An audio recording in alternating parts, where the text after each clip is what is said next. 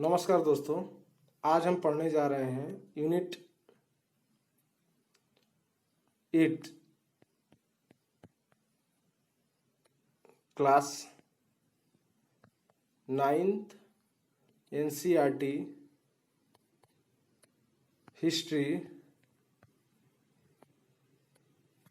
में जो हिस्ट्री का बुक का नाम है भारत और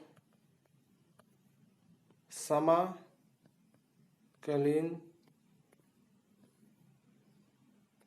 विश्व, इसको हम पढ़ने जा रहे हैं। इसमें का जो यूनिट 8 है उसको पढ़ेंगे पहनावे में सामाजिक इतिहास, पहनावे का सामाजिक इतिहास, क्लोथिंग ए सोशियल हिस्ट्री। तो इसको समझते हैं। इससे पहले बता दूं कि यूनिट 7 तक वीडियो बना दिया है क्वेश्चन आंसर का और प्ले लिस्ट में डाल दिया है। आपको जाकर देखना हो तो देख सकते हैं। चलिए वीडियो को शुरू करते हैं। एक दो बार इस वीडियो को देखेंगे तो आपको पूरा समझ में आ जाएगा। पहला क्वेश्चन क्या है? 18वीं शताब्दी में पोशाक शैलियों की सामग्री में आए बदलाव के क्या कारण थे?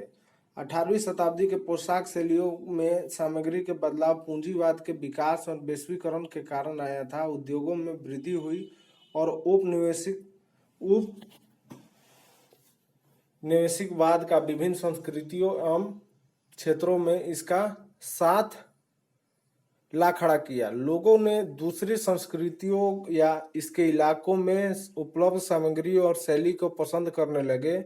पूरे विश्व में महापुरुषों के पश्चात परिधान को अपनाया जाने लगा। फ्रांस के सेंचुरी कानून क्या थे? पहला क्वेश्चन हो गया। दूसरा को फ्रांस के सेंचुरी कानून क्या थे, तो इसको हम समझते हैं।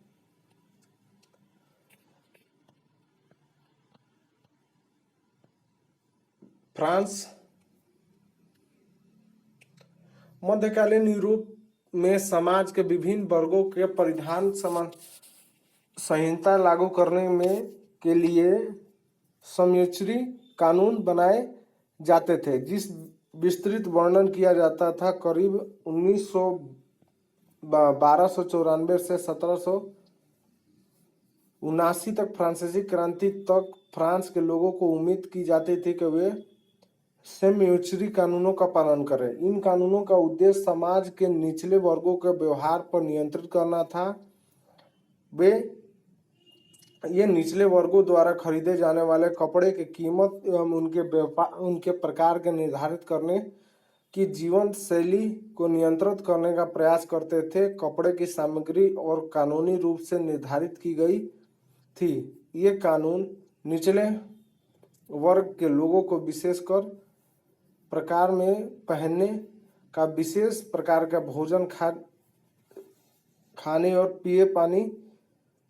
पिए पानी और कुछ विशेष शिकार करने से रोकते थे। निचले वर्गों के एमाइड एवं फर, रेशम, मखमल या जारी पोशाक जैसे बेशकीमती वस्त्र पहनने की मनाही की थी और उन्हें केवल शाही खानदान के लोग ही पहन सकते थे। केवल शाही खानदान के लोग ही वस्त्र पहन सकते थे। तो ये हमारा दूसरा हो गया। तीसरा का आंसर देखते हैं। यूरोप के पोशाक संहिता और भारतीय पोशाक संहिता के बीच में दो अंतर बताइए। तो यूरोप में पोशाक संहिता और भारतीय पोशाक संहिता। यूरोप में पोशाक संहिता सामाजिक आर्थिक में असमानता पर आधारित थी, जबकि भारत में पोशाक संहिता की जाति प्रणाली पर आधारित थी। दूसरा, यूरोप में निचले वर्गों को बेशकीमती वस्त्र पहनने की मनाही थी। जो कम पैसे वाले थे वो ज्यादा पैसे वाले कपड़े नहीं पहन सकते थे। जबकि भारत के नीची जाति के लोगों को विशेष प्रकार के कपड़े पहनने की मनाही थी। उदाहरण के लिए सनार महिलाओं को ऊंची जाति वाले लोगों को अपनी ऊपरी शरीर को ढकने वाले ऊपरी शरीर को ढकने की मनाही थी।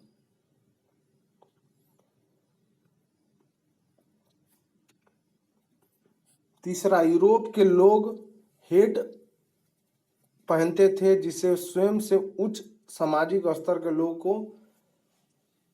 लोगों के सामने सम्मान का प्रकट करने के लिए उतारते थे। भारत के लोग, जबकि यहाँ पे भारत के लोग को स्वयं को गर्मी से बचने के लिए पगड़ी पहनते थे और यह सम्मान का सूचक था कि इसे इच्छा अनुसार बार बार नहीं उतारा जा सकता था। ये हो गई भारतीय पोशाक, यूरोपीय पोशाक संहिता और भारतीय पोशाक संहिता। मेन ये उच्च वर्ग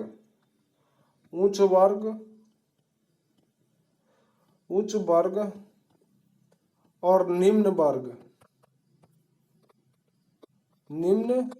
वर्ग के बीच भिन्नताएं जो भी है, इसको आप देख कर समझेंगे तो आपको पूरा समझ में आ जाएगा। अब चलते हैं तीसरा क्वेश्चन की तरफ। तीसरा क्वेश्चन हमारा क्या कहता है, चौथा क्वेश्चन की तरफ। 1805 में अंग्रेज ऑफिसर ने बेंजियन हाइन ने बेंगलोर में बनने वाली चीजों पर एक सूची बनाई जिसे निम्नलिखित उत्पाद में भी शामिल किए। क्या क्या शामिल किए? अलग अलग किस्म के और नाम वाले जाने वाले कपड़े, मोटी छिंद, मखमल, रेशमी कपड़े। अब इसको समझते हैं क्या।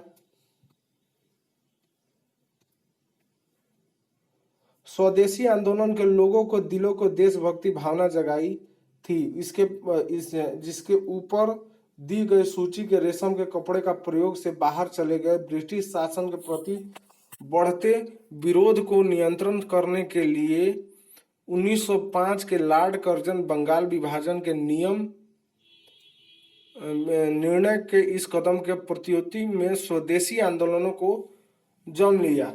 लोगों ने सभी प्रकार के ब्रिटिश सामान का बहिष्कार करने का निर्णय लिया और माचिस और सिगरेट जैसे सामान का निर्माण स्वयं से के उद्योग में धंधे स्थापित कर लिए। खादी का प्रयोग देशभक्ति के लिए कर्तव्य बन गए। महिलाओं के लिए अपने रेशमी कपड़े और कांच की चूड़ियां फेंक दी और सदी की साख चूड़ियों के करने में धारण कर ली। अब पांचवा जो क्वेश्चन बचता है, 19वीं सदी में भारत के औरतों को परंपरागत कपड़े क्यों पहनती रही जबकि पुरुष पश्चिम कपड़े पहनने लगे।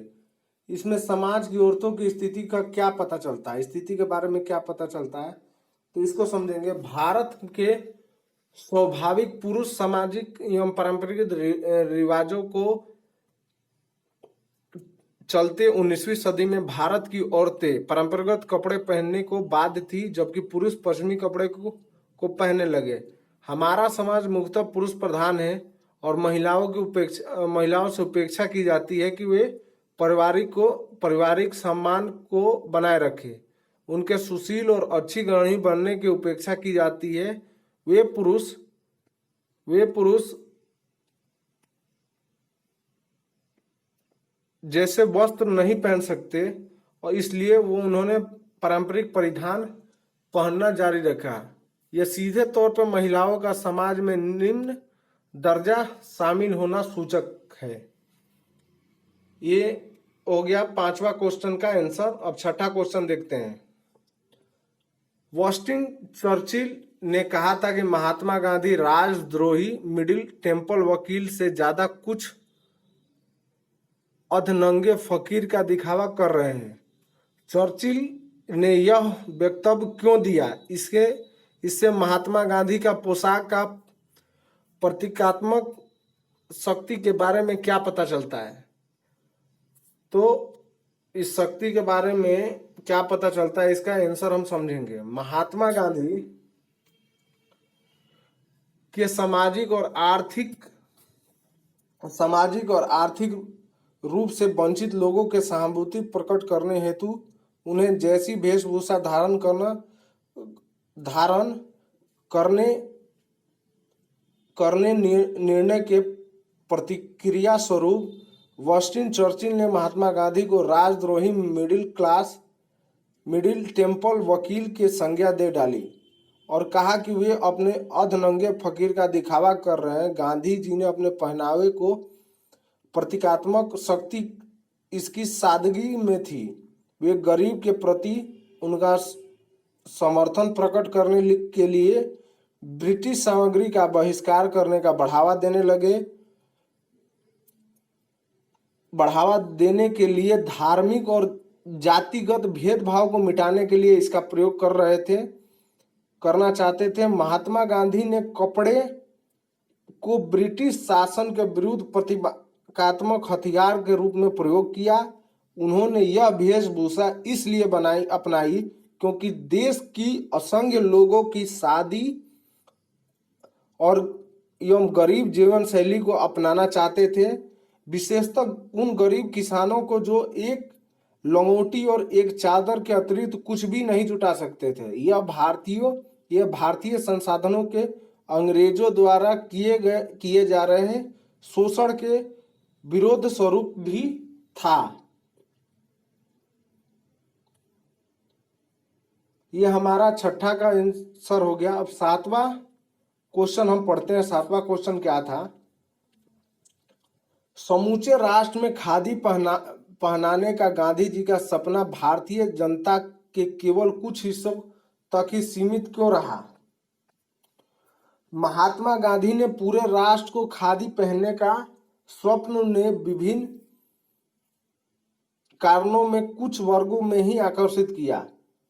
दस्ता से मुक्ति ने सदियों को वंचित करने के नए द्वार खोल दिए। वे पश्चिम शैली के कपड़ों के साथ साथ प्रयोग करना चाहते थे ताकि वेशभूषा संबंधी रोक टोक और अब उनकी इच्छाओं को ना दबाए। उन्होंने सार्वजनिक मौके पर जूते मोजे और 3-पीस सूट का पहनावा प्रारंभ कर दिया जो कि आत्मसम्मान का राजनीतिक व्यक्तित्व था।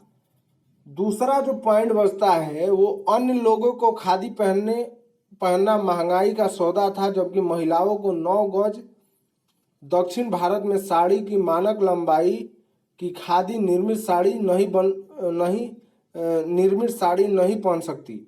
इसलिए महात्मा गांधी के विपरीत इसलिए बाबा साहब अम्बेडकर जैसे अन्य राष्ट्रवादियों को पाश्चात्य शैली में का सूट पहनना कभी नहीं